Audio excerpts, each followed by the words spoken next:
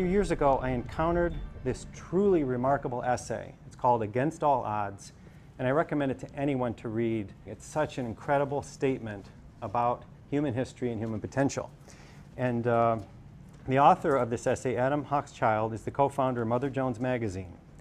And he wrote this essay with the intent of, basically challenging this idea that the problems we face today are so entrenched and so difficult, nothing significant can really be achieved in our lifetimes, and certainly some small group of people can't really affect what happens. And he does this brilliantly by taking us on this journey through the English anti-slavery movement. Because I'm talking about two different movements together, I'm talking about the English anti-slavery movement in history and the contemporary animal advocacy movement, I want to make no mistake that the individuals, groups of individuals that experience oppression and exploitation all have their own experience, and it has to be respected and acknowledged. And nothing that I do is attempting to compare the experience of any members of any group who've experienced oppression. However, what I freely do is compare the mentality of those involved in exploitation and caught up in carrying out oppression, because in my own study of history, I find amazing parallels between the mentality of those caught up in these negative practices across history. And I think there's a lot that can be learned from that. The grassroots movement to end the practice of slavery in England, which happened before it did in the United States, was the first movement in human history where large numbers of people who were not themselves the focus of the oppression, okay, so these were individuals who were not enslaved themselves, joined a movement to free those who were. And it's just highly, highly significant. We've had something like this happen in our lifetime. The effort to prevent the Iraq War was the first global effort to prevent a war from happening in human history. But way back in the 1700s, there was a movement that enjoined large numbers of people who had never, ever been involved in agitating for the end of a practice that wasn't directly affecting them. Very, very significant turning point in our hopeful evolution as humans, that this could be possible. And I just want to give you a little feel for Mr. Hochschild's essay and just read you a little bit some excerpts from it to give you a sense of what he discovered when he studied this. From Sheffield, famous for making scissors, scythes, knives, razors, and the like, 769 metal workers petitioned the Parliament in 1789 because their wares were sold to slave ship captains for use as currency to buy slaves. The Sheffield cutlers wrote they might be expected to favor the slave trade. This was in their economic interest. This was a huge market for what they did, but they vigorously opposed it. Metal workers by the hundreds. And their representative said, your petitioners consider the case of the nations of Africa as their own. Okay, 1789, metal workers going to Parliament saying, not on my watch. Okay, their case is my case. I mean, this is remarkable. Stephen Fuller, the agent for the planters, for the slaveholders, and a key figure in the pro-slavery lobby, he wrote in bewilderment that petitions flooding into Parliament were stating no grievance or injury of any land or sort affecting the petitioners themselves. Why? Because it was an injury to their conscience. And this was a new phenomenon in human history. Mr. Hochschild goes on, though born in the age of swords, wigs, and stagecoaches, the British anti-slavery movement leaves us an extraordinary legacy. Every day, activists use tools it helped pioneer: consumer boycotts, newsletters, petitions, political posters and buttons, national campaigns with local committees, and much more. So all of these things that are so familiar to us, they didn't always exist. They weren't always practiced by people trying to work for change.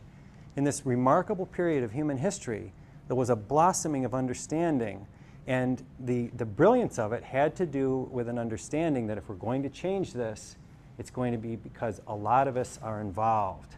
And not only are a lot of us involved, a lot of us understand what it is. How do you do that? And they came up with all of these devices and methods that we continue to use. That's how good they were. But what Mr. Hochschild focused on was not as much the methods, but the boldness of a small group of people meeting and saying, you know what?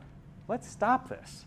This is crazy. This is horrific that our society is carrying out this atrocity on millions of people, and let's stop it, and let's start the work today. We don't know how long it's going to take, but we're very clear about what our goal is. We're not going to hide it from anybody. We're not going to water it down. And we're not going to assume that the same things that convinced us that this needs to end aren't going to convince other people. We're just going to share our experience. You know, when you think of the problems that we face today, many people who might seem to be hard-headed realists would say, no way, can't change, we're talking generations here. The way that these kinds of oppressions and exploitations are woven into the economy, the products people wear, what they eat, even their entertainment. I mean, at every level, these kinds of oppression insert themselves and like tentacles wound around all aspects of society. And when you start to understand that, it feels like it could never change. It could never change. And you know, he helps us grasp in this era what it was like. In 1787, well over 3/4 of the people on the earth are in bondage of one kind or another. 3/4 of all humans. In parts of the Americas, slaves outnumber free people. African slaves are scattered widely through much of the Islamic world. In India and other parts of Asia, some people are outright slaves, others in debt bondage that ties them to a particular landlord as harshly as any slave to a southern plantation owner. In Russia, the majority of people are serfs. So in this time in human existence, vast numbers, the majority, are under the direct, total control of some small number of others. It's really incredible. And you know, he basically points out, if you had proposed at that time to say, you know what, you know, we can change this. You know, such a person would have been considered probably insane. And you know, as he points out, you know, the 9 out of 10 would think that, and the 10th person would say, well, maybe it can, but if it does, it's going to ruin everything. You know, and they will say it'll ruin the economy, it'll ruin the family, it'll ruin religion, it'll ruin our educational system, it will destroy our culture if we stop doing this. Every time there's a systematic oppression, that is the message that comes back when people say, let's change it. So here's the punchline of this particular part of his essay, is that all that's true. However, by the end of the 19th century, slavery was, at least on paper, outlawed almost everywhere. Okay? In a very short span of time, this huge institution, huge, that was tied to everything, was against the law. Okay? Essentially one lifetime. And what's amazing is this unstoppable wave of change was sparked by the efforts of a quite small number of visionary activists, some of whom were formerly enslaved individuals. There were educators, political leaders, and they were using these methods that are familiar to us today. And it's just so interesting that we take for granted now that, at least on paper, we know that human slavery exists on our planet now in some significant proportion, but at least on paper, it's against the law, and it's understood by most people to be morally reprehensible. And it started with a small group of individuals saying, we can do this, let's change it. So let's talk a little bit about some of the tactics. The very familiar concept to all of us now of the boycott. People started saying, where does this sugar come from? It comes from enslavement and torture and oppression, and they called tea the blood-stained beverage. And hundreds of thousands of people stopped using sugar. But these documents are really very interesting to see. You know, it's an address to the people of Great Britain, proving the necessity of refraining from sugar and rum in order to abolish the African slave trade. And these pamphlets were distributed by the thousands, changing the understanding of vast numbers of people. And you know, as this was a new phenomenon in human history, the people who were enmeshed in slavery were horrified by this. And it was very upsetting to them because their world was getting disturbed and rocked. And so they began to do some things that we now are very familiar with as well. Other techniques were invented to counter the activism. And so the message is put out. Sugar is not a luxury, but a necessity of life. And great injury have many persons done to their constitutions by totally abstaining from it.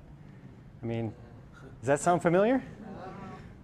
And you know, this is really you know, where this essay really started to get my attention, is when he started to talk about how, you know, yes, these grassroots methods were pioneered, but also methods of co-option, distortion, and delay were also pioneered during this era. So the ball keeps bouncing. The battle continues to evolve. And you know, understanding that is just as important as understanding how the change was brought about. How was it resisted? It was resisted the same way it's being resisted in our era to a large extent. So, as I can tell from the laughter in the room, we know that the meat industry, the egg industry, and the dairy industry put out the same message, that these foods are a necessity for a healthful life, and that refusing to eat them for reasons of conscience, self-destructive and unrealistic and ignorant. So he talks about the counterattacks. The pro-slavery forces bought a book for distribution, and he talks about how in a college town, Cambridge, which he said they were lefties even then, they printed 8,000 copies of the pamphlet about how each happy slave family had a snug little house and a garden, plenty of pigs and poultry. And they sponsored a London musical, The Benevolent Planters, in which two black lovers separated in Africa end up living in adjoining plantations in the West Indies and are reunited by their kindly owners. I mean, if you think about how ingenious this is, how diabolical, here's the playbill for the Benevolent Planters. So some real thought and effort and craft went into creating the counter message, ensconcing it in the realm of entertainment, wrapping it in the framework of a positive, redemptive story of these, tragic, star-crossed lovers brought together through the system of slavery to a happy ending. Sounds fantastical, but wait till you see where we're going with this. And again, the idea of language and the manipulation of language. So they recognized, that the word slave, connoted something negative. So let's call these people assistant planters, and everybody will think it's all okay. And again, in every issue, these things happen. It's the same dynamic over and over and over. And that's very useful information.